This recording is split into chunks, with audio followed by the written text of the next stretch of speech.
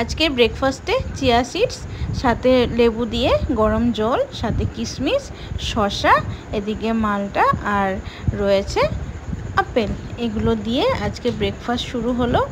আর এখন রোজ হয় না, কিন্তু তাও একটু চেষ্টা করছি সব কিছু একটু ঠিকঠাক করে নিয়ম মাফিক চলার। হয়তো মাঝে মাঝে ব্রেক হয়ে যায়, কিন্তু চেষ্টা করছি এখন নিয়মের মধ্যে চলার। নমস্কার, গুড মর্নিং। নতুন একটি ভিডিওতে তোমাদের সবাইকে স্বাগত। এখন সকাল বাজে 9:30 আর আজকে কিন্তু দারুণ রোদ উঠেছে। ঘরের কাজকর্ম সব কমপ্লিট হয়ে গেল, আর এমনকি সব কাটাকুটিগুলো সব রেডি করে নিলাম। আর সোনাই বুপাই আসবে একটু পরে স্কুল থেকে। আর আজকে বুপাই দিদি নাম্বার 1 অডিশন রয়েছে, পুপাই, সোনাই না। এবার সোনাই দাই বলছে আমার কি হবে না, বললাম না বাচ্চাদের হবে। তো কালকে স্কুল থেকে মেসেজ দিয়েছিল, তো বলেছিল যে সবাই যেন উপস্থিত থাকে, সবাই যেন পরিষ্কার পরিচ্ছন্ন ড্রেসগুলো পরে আসে। তো এই আর তো বেশ, আমি জানি না কি হচ্ছে কি না হচ্ছে, ও আসলে খবর পাবো। স্কুল থেকে আগের বছরও দাদাগিরিতে, এই বছর আগের বছর তো আমি ভর্তি করাইনি, এই বছর তো দাদাগিরিতে চান্স পেয়েছিল ওদের স্কুল থেকে। 3 নাম্বার 1-এ শুনলাম অডিশন হবে, জানি না কি হবে। আর আজকে তাড়াতাড়ি করে রান্না বান্নাগুলো করতে হবে, তো তার জন্য এই যে সকালবেলা কেটে রেখে দিয়েছি। এদিকে রয়েছে পুঁই শাকের চচ্চড়ি হবে, আর এদিকে উচ্ছে ভাজা হবে, আর এদিকে শাক হবে। আর সাথে দেখছি ডিমের কিছু করা যায় কিনা, যদি হয় করব সময় হলে, না হলে এই দিয়েই আজকে দুপুরের খাওয়া দাওয়া হবে।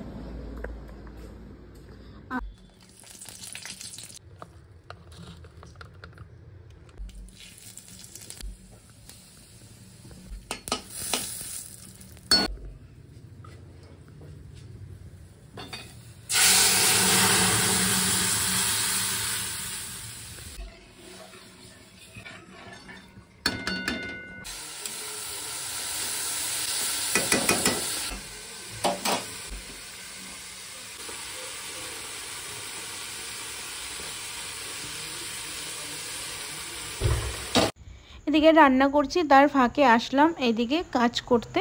তো তোমাদেরকে বলি, আমরা 3 জন থেকে এখন 4 জন হতে চলেছি।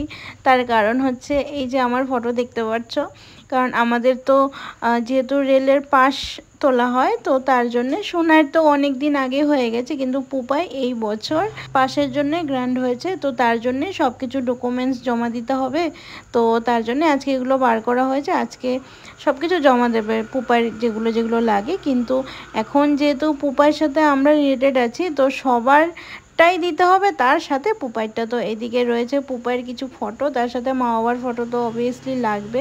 তো এই যে ফটোটা দেখালাম আমার, সেটা ওই ফোন থেকে কালী পুজোর সময় আসাম গেছিলাম না, মায়ের সাথে তোলা একটা ফটো ছিল, তো সেখান থেকে কাটিং করে ফটোটা বার করেছে। বেশ নিজের ফটো দেখে নিজেরই ভালো লাগে। ওদিকে রান্না সব চাপিয়ে দিয়েছি, শুধু শাকটা বাকি আছে। তো হঠাৎ করে ডিসিশন হলো যে কিছু বাজার করতে হবে, গরম বলো আর যাই বলো, তো বেশি না বাজার করা হয় না, ওই 2-3 দিনের মতো করে, বেশি হলে ম্যাক্সিমাম 4 দিনের বাজার করা হয়, তারপরে আবার যেতে হয়। তো এখন যেহেতু সোনার ম্যাম চলে এসছে, তো ভাবলাম যে একটু বাজারটা করে নিয়ে আসি। আর আজকে টাটকা রোদ, ভালো লাগছে না এই রোদে। এবার কি করব, কিছু করার নেই, যেতেই হবে। তো ওই জন্যই আর বেরিয়ে পড়লাম। আমার না এখন এরকম হয়েছে, দুর্গাপুরে এসে নিজের পছন্দ মতো একটু সবজি বাজার করতে ভালো লাগে।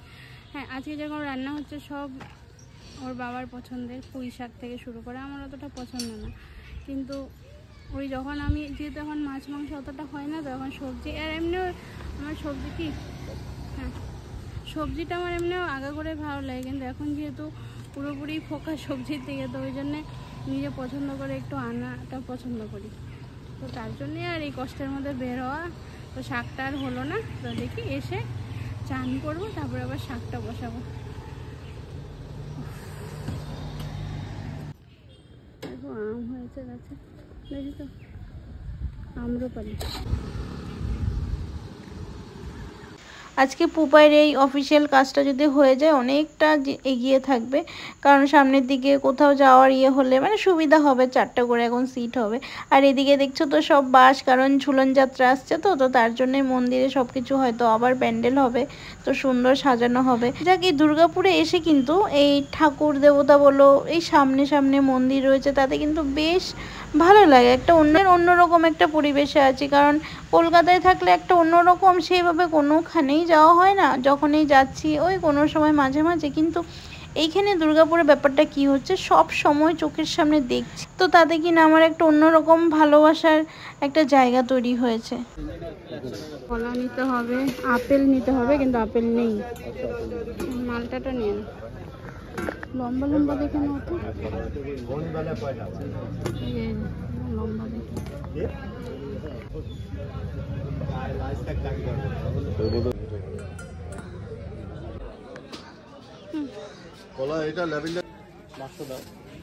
ওই মোচাটা সেই কি বলো, ওটা মিষ্টি হয়? হ্যাঁ হ্যাঁ, মিষ্টি মোচা দিয়েছি, তিতো দেবো না, তুমি নিশ্চিন্তে নাও। না না, একদিন নিয়ে গেছে, ভালো ছিল। আরে আজকেরটাও ভালো, তুমি খেয়ে দেখো না। এনে 2 টাকা দাও, এনে 10 টাকা দে। নিয়ে নিলাম শাক, লাল শাক আর নোটে শাক। হ্যাঁ 5 টাকা 5 বারণ 7, 5 টাকা করে পিস। কোনো আম পাওয়া যাচ্ছে আর কদিন পরে আর পাওয়া যাবে না। বেগুন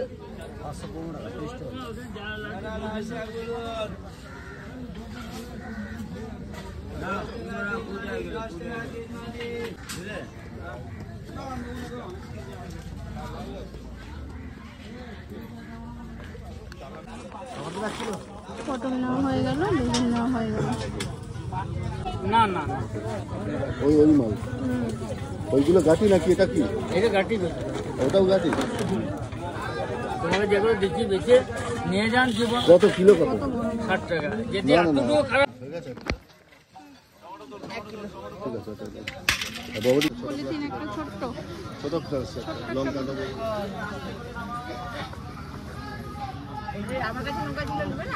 সবকিছু হয়ে গেল বাজার, এবার শুধু চাল কুমড়ো নেব।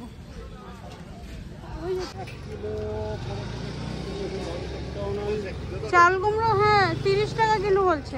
তো দাও সবুজ দেখে। মালটা ভালো হবে দাদা। 20 টাকা, দাদা 20 টাকা। বড় চাল কুমড়ো।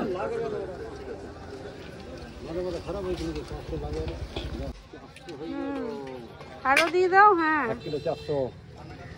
যাওয়ার সময় তো প্রচণ্ড গরম ছিল, রোদ, আর এখন মনে হচ্ছে একটু মেঘলা করে আসছে, একটু হাওয়া দিচ্ছে, বেশ ভালো লাগছে। একটু লেটেই হয়ে গেল, কারণ হচ্ছে বাড়ি গিয়ে আবার রান্নাবান্নাগুলো সারতে হবে, তার আগে চান টান করে নেব, কারণ এই গরমে আর আমি গ্যাসের সামনে যেতে পারবো না। এই এসে তাড়াতাড়ি করে চান করে নিলাম, কারণ ওদিকে অফিসের টাইমও হয়ে যাচ্ছে। আর এইদিকে দেখো, আমি তোমাদের সাথে একটু কথা বলতে নিলেই হলো, কত যে ওদের প্রবলেম সব তখন ক্রিয়েট হয়। আর এদিকে রান্না যেগুলো কমপ্লিট হয়ে গেছে সেগুলো হচ্ছে, এদিকে ডিম একটা পোচ করে রেখেছি ওর বাবার জন্য, এদিকে শাকটা তৈরি করে নেব, এদিকে উচ্ছে ভাজাও হয়ে গেছে। শাকটা হয়ে গেলে রান্না মোটামুটি হয়ে যাবে। আমি ভেবেছিলাম চান টানটা করে ঠাকুর পূজা করব, তারপর শাকটা রেডি করব, তারপর দেখলাম না আর সময় হলো না। তো আমি সোনাইকে বলেছি, সোনাই তুই আজকে একটু ঠাকুর পূজাটা দিয়ে দিতে পারবি? বলছে যে হ্যাঁ আমি দিয়ে দেবো। তো ঠাকুর পূজা দিতে ভালোই বাসে। তো এদিকে দেখো রান্নাবান্না কমপ্লিট হয়ে গেল। আজকে আমাদের থালিটা দেখো কত সুন্দর করে সাজিয়েছি। ওইদিকে উচ্ছে ভাজা, স্যালাড, তার সাথে রয়েছে শাক, ডিম পোচ আর ডাল। দুপুরে সেই খাওয়া দাওয়া হলো, তারপর সোনাই ঘুমায়নি একদমই, কোপাই একটু ঘুমিয়েছিল। দেখ কোথায় আছে, তোমাদের সাথে একটু কথাও বলতে পারি না, ওই জন্য ব্যাকগ্রাউন্ডে কথা বলি। তো এখন যাব হচ্ছে সোনাইকে টিউশনে দিতে, আর ইচ্ছা করছে না জানো, আজকে এত রোদ দিয়েছে সকাল থেকে, একদমই বৃষ্টি নেই, আর বৃষ্টি না হলে সেই রোদটা দেয়, সেই রোদটা না নিতে পারি না। তো এখন সোনাইকে একটু টিউশন দিয়ে আসি। তো চলো। হ্যাঁ ঘেমে টেমে শেষ। হ্যাঁ মানে আমি যখন টিউশন যাই ওকে নিয়ে, তখন যখন আমি একটু ড্রেস চেঞ্জ করি, তখন ও কী করে, সাইকেলটা নিয়ে বেরোবে, বেরিয়ে একদম পুরো পাক দেবে, আর ঘেমে ঘুমে একাকার হয়ে থাকে।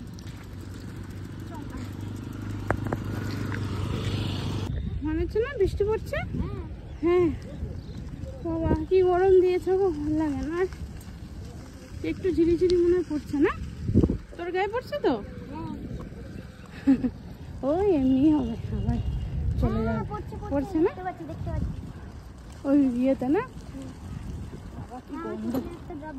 বাহ তোর চোখে এখানে মাছ আছে জানিস তো, ওই দেখ উপরে তার দিয়ে রেখেছে, দেখো। তাই তো বৃষ্টি পড়ছে একটু একটু।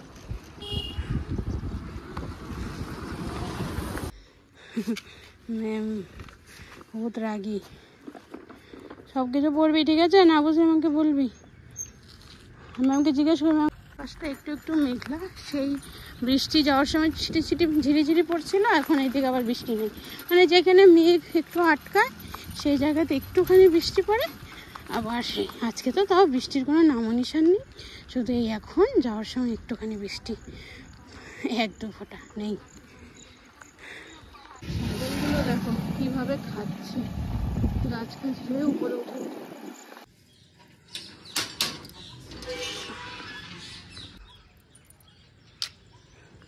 একটু মেঘলা করে এসেছে, ওই দেখো মনে হচ্ছে বৃষ্টি আসবে। যদি আজকে বৃষ্টি হয়, আজকে বৃষ্টিতে ভিজবো। তো চলো, হ্যাঁ আজকের ভিডিওটা আর বড় করছি না। সবাই খুব ভালো থেকো, সুস্থ থেকো এবং সাবধানে থেকো। আজকের জন্য আসছি, নমস্কার।